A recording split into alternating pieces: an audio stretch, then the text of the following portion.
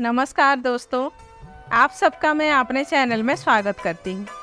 आज की कहानी है मुंशी प्रेमचंद जी की लिखी कहानी अग्नि समाधि।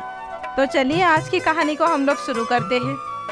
साधु संतों के सत्संग से बुरे भी अच्छे हो जाते हैं, किंतु पयाग का दुर्भाग्य था कि उस पर सत्संग का उल्टा ही असर हुआ। उसे गांजे, चरस और भंग का चस्का पड़ गया, जिसका फल यह हुआ कि एक मेहनती उद्यमशील युवक आलस्य का उपासक बन बैठा। जीवन संग्राम में यह आनंद कहाँ। किसी पट वृक्ष के नीचे धुनी जल रही है। एक जटाधारी महात्मा विराज रहे हैं। भक्तजन उन्हें घेरे बैठे हुए हैं और तिल तिल कर चरस के दम लग रहे हैं। बीच बीच में भजन भी हो जाते हैं। मजूरी धातुरी में यह स्वर्ग सुख कहाँ। चिलम भरना पयाग का काम था। भक्तों को परलोक में पुण्य फल की आशा थी। पयाग को तत्काल फल मिलता था। चिलमों पर पहला हक उसी का होता था। महात्माओं के श्रीमुख से भगवत चर्चा सुनते हुए वह आनंद से विह्वल हो उठता था। उस पर आत्मविस्मृति सी छा जाती थी। वह सौरभ, संगीत और प्रकाश से भरे हुए एक दूसरे ही संसार में पहुंच जाता था। इसलिए जब उसकी स्त्री रुक्मिन रात के 10-11 बज जाने पर उसे बुलाने आती तो पयाग को प्रत्यक्ष क्रूर अनुभव होता। संसार उसे कांटों से भरा हुआ जंगल सा दिखता। विशेषतः जब घर आने पर उसे मालूम होता कि अभी चूल्हा नहीं जला और चने चबेने की कुछ फिक्र करनी है। वह जाति का भर था। गांव की चौकीदारी उसकी मिरास थी। 2 रुपए और कुछ आने वेतन मिलता था। वर्दी और साफा मुफ्त।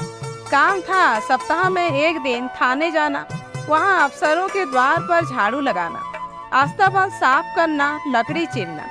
पयाग रक्त के से घोट पी पी कर ये काम करता, क्योंकि अवज्ञा शारीरिक और आर्थिक दोनों ही दृष्टि से महंगी पड़ती थी। आंसू यूँ पूछते थे कि चौकीदारी में यदि कोई काम था तो इतना ही, और महीने में 4 दिन के लिए 2 रुपए और कुछ आने कम न थे।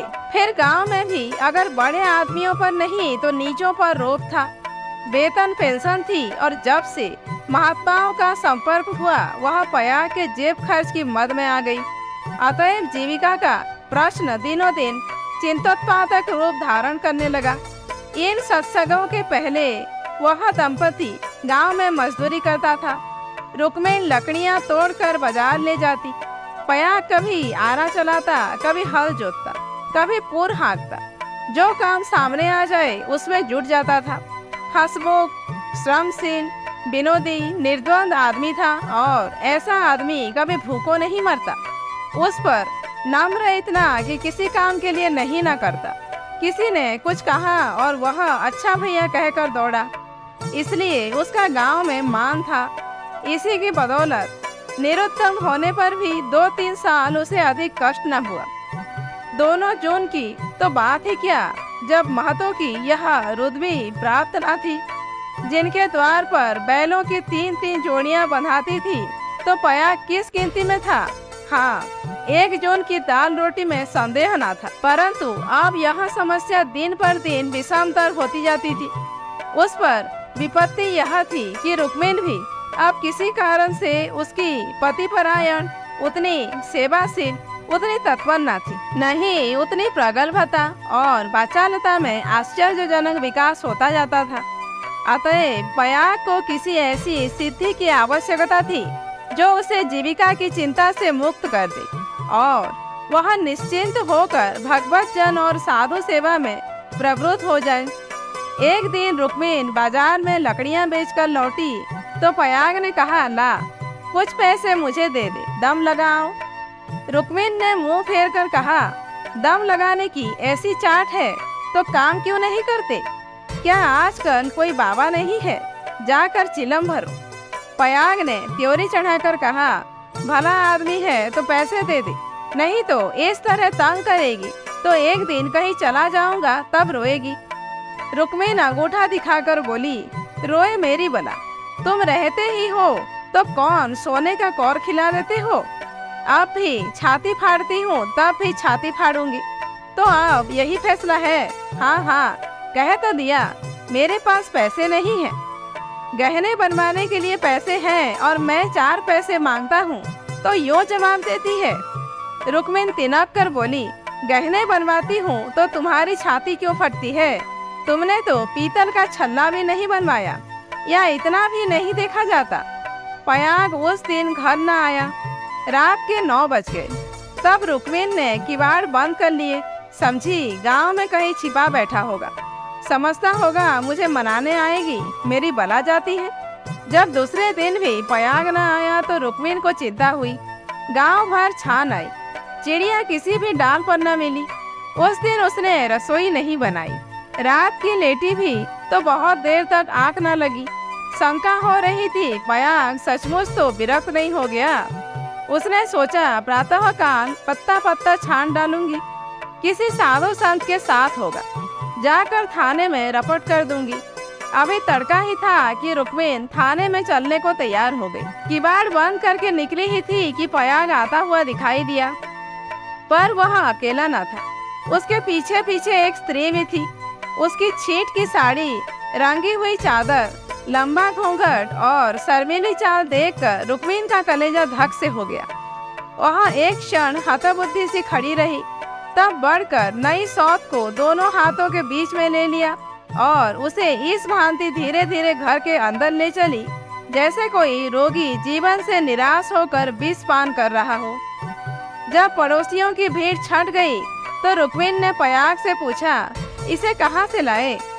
पयाग ने हंसकर कहा, घर से भागी जाती थी, मुझे रास्ते में मिल गई। घर का काम धंधा करेगी, पड़ी रहेगी। मालूम होता है मुझसे तुम्हारा जी भर गया। पयाग ने तिरछी चितबलों से देखकर कहा, दूध पगली, इसे तेरी सेवा टहल करने को लाया हूँ।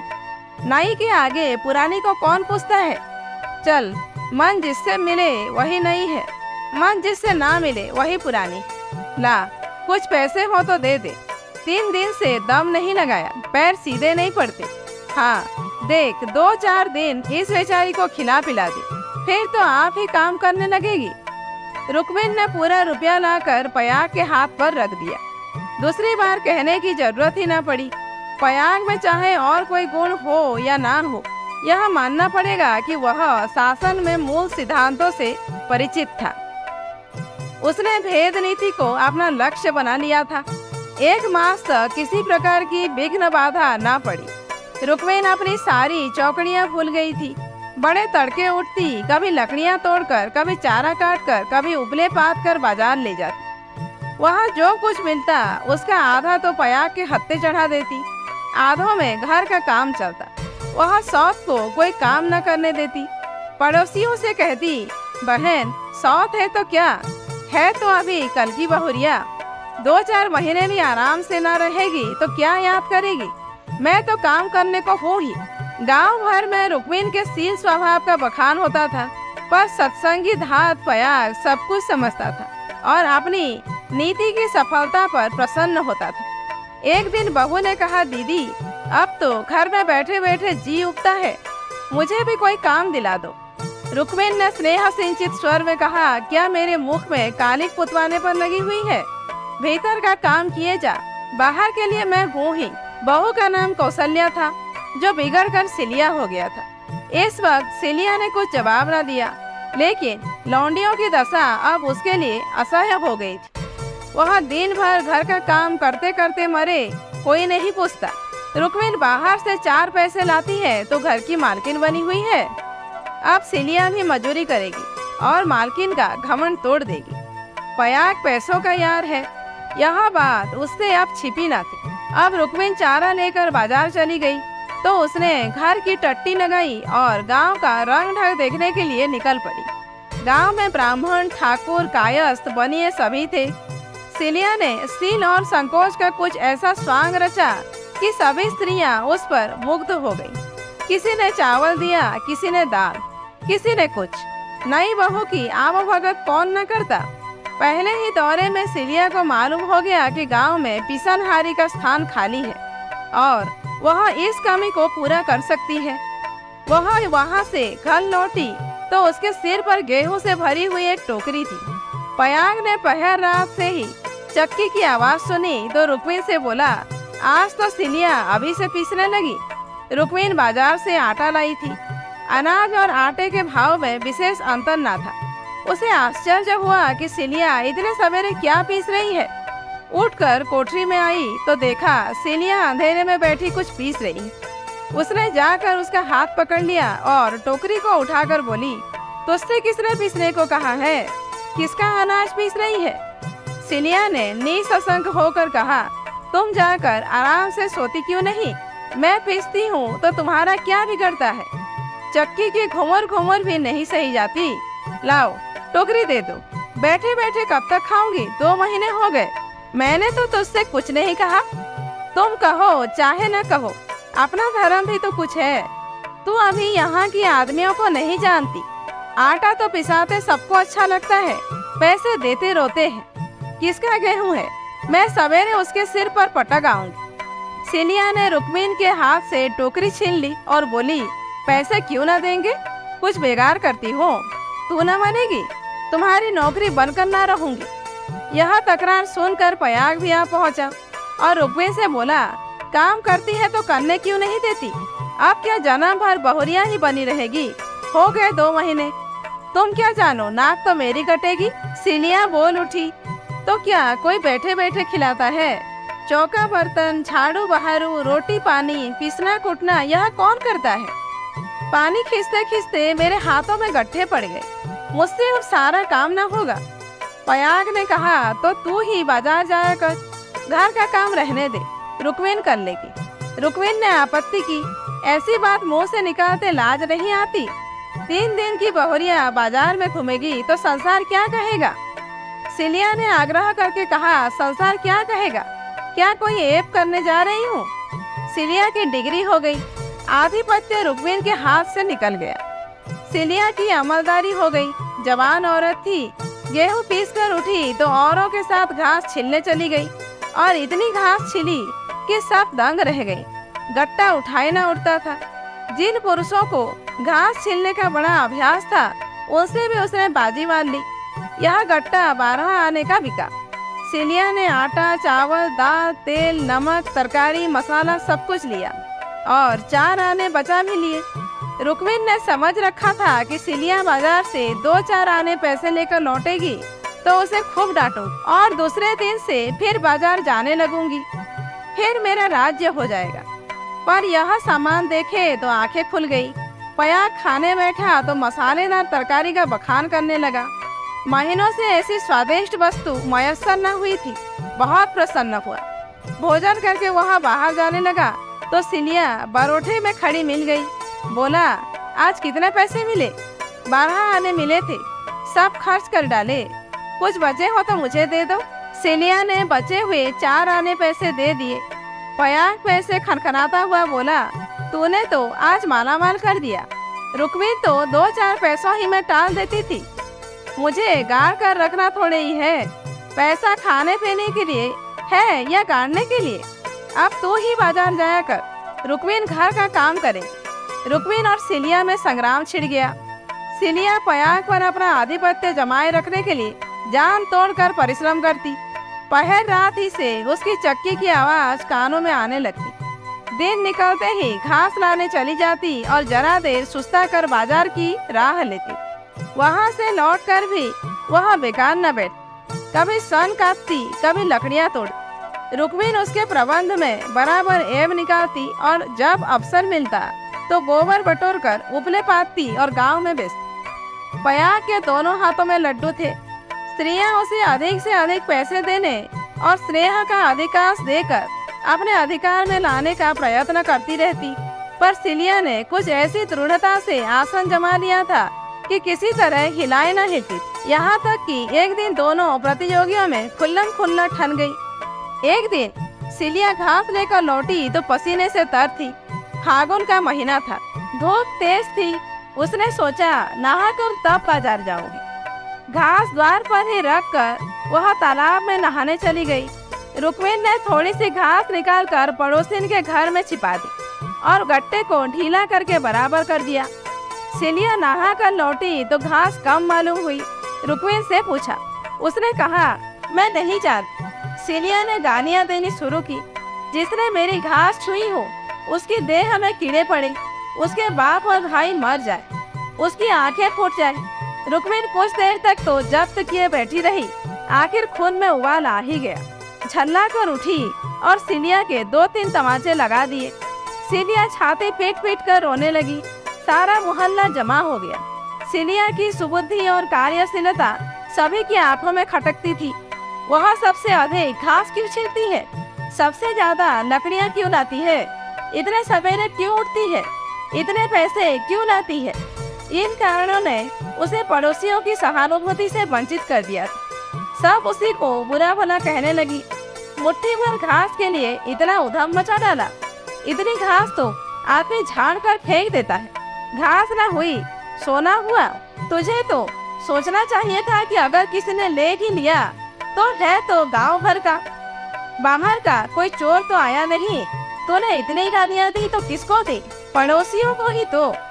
संयोग से उस दिन पया खाने गया हुआ था। शाम को थका मांदा लौटा तो सिलिया से बोला, ला कुछ पैसे दे दे तो दम लगाओ। थक कर चोर हो गया। सिलिया उसे देखते ही हाय हाय करके रोने लगी। पयाग ने घबरा कर पूछा, क्या हुआ, क्यों रोती है? कहीं गमी तो नहीं हो गई? नैहर से कोई आदमी तो नहीं आया? अब इस घर में मेरा रहना ना होगा, अपने घर जाऊंगी। अरे कुछ मुंह से तो बोल, हुआ क्या? गांव में किसी ने गाली दे दी है? किसने गाली दी है? घर फूंक दूं? उसका चालान करवा दूं? सिलिया ने रो रो कर सारी कथा कह सुनाई। पयाग पर आज थाने में खूब मार पड़ी थी, झल्लाया हुआ था। वह कथा सुनी तो देह में आग लग गई। रुक्मिन पानी भरने गई थी। वह अभी खड़ा भी न रखने पाई थी कि पयाग उस पर टूट पड़ा और मारते मारते बेदम कर दिया। वह मार का जवाब गालियों से देती थी और पयाग हर एक गाली पर और झल्ला झल्ला कर मारता था। यहाँ तक कि रुक्मिन के घुटने फूट गए, चूड़ियाँ टूट गई। सिलिया बीच बीच में कहती जाती थी, वहाँ रे तेरा दीदा, वहाँ रे तेरी जवान। ऐसी तो औरत ही नहीं देखी। औरत काहे को, डायन है, जरा भी मुंह में लगाम नहीं। किंतु रुक्मिन उसकी बातों को मानो सुनती ही ना थी। उसकी सारी शक्ति पयाग को कोसने में लगी हुई थी। पयाग मारते मारते थक गया, पर रुक्मिन की जवान न थकी। बस यही रट लगी हुई थी, तू मर जा, तेरी मिट्टी निकले, तुझे भवानी खाए, तुझे मिर्गी आए। पयाग रह रह कर क्रोध से तिलमिला उठता और आकर 2-4 लातें जमा देता। पर रुक्मिन को अब शायद चोट ही न लगती थी। वह जगह से हिलती भी न थी। सिर के बाल खोले जमीन पर बैठी इन्हीं मंत्रों का पाठ कर रही थी। उसके स्वर में अब क्रोध न था, केवल एक उन्मादमय प्रवाह था। उसकी समस्त आत्मा हिंसा कामना की अग्नि से प्रज्वलित हो रही थी। अंधेरा हुआ तो रुक्मिन उठकर एक और निकल गई, जैसे आंखों में आंसू की धार निकल जाती है। सिलिया भोजन बना रही थी। उसने उसे जाते देखा भी, पर कुछ पूछा नहीं। द्वार पर पयाग बैठा चिलम पी रहा था। उसने भी कुछ न कहा। जब फसल पकने लगती है तो 1.5-2 महीने तक पयाग को हार की देखभाल करनी पड़ती है। उसे किसानों से दोनों फसलों पर हल पीछे कुछ अनाज बंधा हुआ था। माघ ही में वह हार के बीच में थोड़ी सी जमीन साफ करके एक मड़ैया डाल देता था और रात को खा पी कर आग, चिलम और तंबाकू चरस लिए हुए इसी मड़ैया में जाकर पड़ा रहता था। चैत के अंत तक उसका यही नियम रहता था। आजकल वही दिन थे। फसल पकी हुई तैयार खड़ी थी। 2-4 दिन में कटाई शुरू होने वाली थी। पयाग ने 10 बजे रात तक रुक्मिन की राह देखी। फिर यह समझकर कि शायद किसी पड़ोसिन के घर सो रही होगी, उसने खा पी कर अपनी लाठी उठाई और सिलिया से बोला, किवाड़ बंद कर ले, अगर रुक्मिन आए तो खोल देना और बना जुना कर थोड़ा बहुत खिला देना। तेरे पीछे आज इतना तूफान हो गया, मुझे न जाने इतना गुस्सा कैसे आ गया। मैंने उसे कभी फूल की छड़ी से भी ना छुआ था। कहीं बूढ़ घास ना मरी हो तो कल आफत आ जाए। सिलिया बोली, न जाने वह आएगी कि नहीं, मैं अकेली कैसे रहूंगी, मुझे डर लगता है। तो घर में कौन रहेगा? सूना घर पाकर कोई लोटा थाली उठा ले जाए तो? डर किस बात का है? फिर रुक्मिन तो आती ही होगी। सिलिया ने अंदर से टट्टी बंद कर ली। पयाग हार की ओर चला। चरस की तरंग में वह भजन गाता जाता था। ठगिनी क्या नैना झमकावे, कट्टू काट मृदंग बनावे, नींबू काट मजीरा, 5 तरोई मंगल गावे, नाचे बालम खीरा, रूपा पहिर के रूप दिखावे, सोना पहिर रिझावे, गले डाल तुलसी की माला, 3 लोग भरवावे। ठगिनी सहसा सिवाने पर पहुंचते ही उसने देखा कि सामने हार में किसी ने आग लगाई। एक क्षण में एक ज्वाला सी दहक उठी। उसने चिल्लाकर पुकारा, कौन है वहाँ? अरे यहाँ कौन आग जलाता है? ऊपर उठती हुई ज्वालाओं ने अपनी आग्नेय जिह्वा से उत्तर दिया। अब पयाग को मालूम हुआ कि उसकी मड़ैया में आग लगी हुई है। उसकी छाती धड़कने लगी। इस मड़ैया में आग लगाना रुई के ढेर में आग लगाना था। हवा चल रही थी। मड़ैया के चारों ओर एक हाथ हटकर पकी हुई फसल की चादर सी बिछी हुई थी। रात में भी उसका सुनहरा रंग झलक रहा था। आग की एक लपट, केवल एक जरा सी चिंगारी सारे हार को भस्म कर देगी। सारा गांव तबाह हो जाएगा। इसी हार से मिले हुए दूसरे गांव के भी हार थे, वे भी जल उठेंगे। ओहो, लपटें बढ़ती जा रही थी। अब विलम्ब करने का समय न था। पयाग ने अपना उपला और चीलम वहीं पटक दिया और कंधों पर लोहबंद लाठी रखकर बेतहाशा मड़ैया की तरफ दौड़ा। मेड़ों से जाने में चक्कर था, इसलिए वह खेतों में से होकर भागा जा रहा था। प्रति क्षण ज्वाला प्रचंडतर होती जाती थी और पयाग के पांव और तेजी से उठ रहे थे। कोई तेज घोड़ा भी इस वक्त उसे पा न सकता था। अपनी तेजी पर उसे स्वयं आश्चर्य हो रहा था। जान पड़ता था पांव भूमि पर पड़ते ही नहीं। उसकी आंखें मड़ैया पर लगी थी, दाहिने बाएं से और कुछ न सुझता था। इसी एकाग्रता ने उसके पैरों पर फल लगा दिए थे। न दम फूलता था, न पांव थकते थे। 3-4 फर्लांग उसने 2 मिनट में तय कर लिए और मड़ैया के पास जा पहुंचा। मड़ैया के आसपास कोई न था। किसने यहाँ कर्म किया है, यहाँ सोचने का मौका न था। उसे खोजने की तो बात ही और थी। पयाग का संदेह रुक्मीन पर हुआ, पर यहाँ क्रोध का समय न था। ज्वालाएं कुचाली बालकों की भांति ठट्ठा मारती, धक्कम धक्का करती, कभी दाहिनी ओर लपकती और कभी बाईं तरफ। बस ऐसा मालूम होता था कि लपट अब खेत तक पहुंची, अब पहुंची। मानो ज्वालाएं आग्रह पूर्वक क्यारियों की ओर बढ़ती और असफल होकर दूसरी बार फिर दूने बेग से लपकती थी। आग कैसे बुझे? लाठी से पीट कर बुझाने का गौ न था। वह तो निरी मूर्खता थी। फिर क्या हो, फसल जल गई तो फिर वह किसी को मुंह न दिखा सकेगा। आह, गांव में कोहराम मच जाएगा, सर्वनाश हो जाएगा। उसने ज्यादा नहीं सोचा। गवारों को सोचना नहीं आता। पयाग ने लाठी संभाली, जोर से एक छलांग मारकर आग के अंदर मड़ैया के द्वार पर जा पहुंचा। जलती हुई मड़ैया को अपनी लाठी पर उठाया और उसे सिर पर लिए सबसे चौड़ी मेड़ पर गांव की तरफ भागा। ऐसा जान पड़ा मानो कोई अग्नियान हवा में उड़ता चला जाता रहा है। फूस की जलती हुई धज्जियां उसके ऊपर गिर रही थी, पर उसे इसका ज्ञान तक न होता था। एक बार एक मुठा अलग होकर उसके हाथ पर गिर पड़ा। सारा हाथ भुन गया, पर उसके पांव पल भर भी नहीं रुके। हाथों में जरा सी हिचक न हुई। हाथों का हिलना खेती का तबाह होना था। पयाग की ओर से अब कोई नहीं शंका थी, मगर भय था तो यही कि मड़ैया का वह केंद्र भाग जहाँ लाठी का कुंदन डालकर पयाग ने उसे उठाया था ना जल जाए, क्योंकि छेद के फैलते ही मड़ैया उसके ऊपर आ गिरेगी और अग्नि समाधि में मग्न कर देगी। पयाग यह जानता था और हवा की चाल से उड़ा चला जाता था। 4 फर्लांग की दौड़ है। मृत्यु अग्नि का रूप धारण किए हुए पयाग के सर पर खेल रही है और गांव के फसल पर। उसकी दौड़ में इतना वेग है कि ज्वालाओं का मुंह पीछे की ओर फिर गया है और उसकी दाहक शक्ति का अधिकांश वायु से लड़ने में लग रहा है। नहीं तो अब तक बीच में आग पहुंच गई होती और हाहाकार मच गया होता। एक फर्लांग तो निकल गया। पयाग की हिम्मत ने हार नहीं मानी। वह दूसरा फर्लांग भी पूरा हो गया। देखना पयाग, 2 फर्लांग की और कसर है। पाँव जरा भी सुस्त न हो। ज्वाला लाठी के कुंदे पर पहुंची और तुम्हारे जीवन का अंत है। मरने के बाद भी तुम्हें गालियां मिलेगी। तुम अनंत काल तक आहों की आग में जलते रहोगे। बस 1 मिनट और। अब केवल 2 खेत और रह गए हैं। सर्वनाश। लाठी का कुंदा निकल गया। मड़ैया नीचे खिसक रही है। अब कोई आशा नहीं। पयाग प्राण छोड़कर दौड़ रहा है। वह किनारे का खेत आ पहुंचा अब केवल 2 सेकंड का और मामला है। विजय का द्वार सामने 20 हाथ पर खड़ा स्वागत कर रहा है। उधर स्वर्ग है, इधर नरक। मगर वह मड़ैया खिसकती हुई पया के सिर पर आ पहुंची। वह आप ही उसे फेंक कर अपनी जान बचा सकता है, पर उसे प्राणों का मोह नहीं। वह उस जलती हुई आग को सिर पर लिए भागा जा रहा है। वहाँ उसके पांव लड़खड़ाए। अब यह क्रूर अग्नि लीला नहीं देखी जाती। एकाएक एक स्त्री सामने के वृक्ष के नीचे से दौड़ती हुई पया के पास पहुंची। वह रुक्मीन थी। उसने तुरंत पया के सामने आकर गर्दन झुकाई और जलती हुई मड़ैया के नीचे पहुंचकर उसे दोनों हाथों पर ले लिया। उसी दम पया मूर्छित होकर गिर पड़ा। उसका सारा मुंह झुलस गया।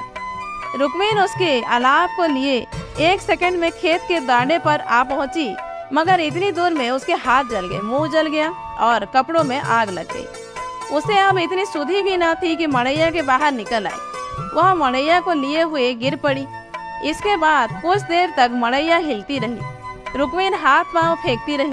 फिर अग्नि ने उसे निकल लिया। रुक्मीन ने अग्नि समाधि ले ली। कुछ देर के बाद पया को होश आया। सारी देह जल रही थी। उसने देखा वृक्ष के नीचे फूस की लाल आग चमक रही है। उठकर दौड़ा और पैर से आग को हटा दिया। नीचे रुक्मीन की अधजली लाश पड़ी हुई थी। उसने बैठकर दोनों हाथों से मुंह ढांप लिया और रोने लगा। प्रातःकाल गांव के लोग पया कर उठाकर उसके घर ले गए। 1 सप्ताह तक उसका इलाज होता रहा, पर बचा नहीं। कुछ तो आग ने जलाया था, जो कुछ कसर थी वह सुकाग्नि ने पूरी कर दी। तो दोस्तों, आज की कहानी को यहीं पर समाप्त करते हैं। कहानी कैसी लगी कमेंट करके जरूर बताइए। अच्छी लगी हो तो एक लाइक कीजिए, जानने वालों को शेयर कीजिए और ऐसे ही वीडियोज आगे देखने के लिए मेरे चैनल को सब्सक्राइब करना मत भूलिए।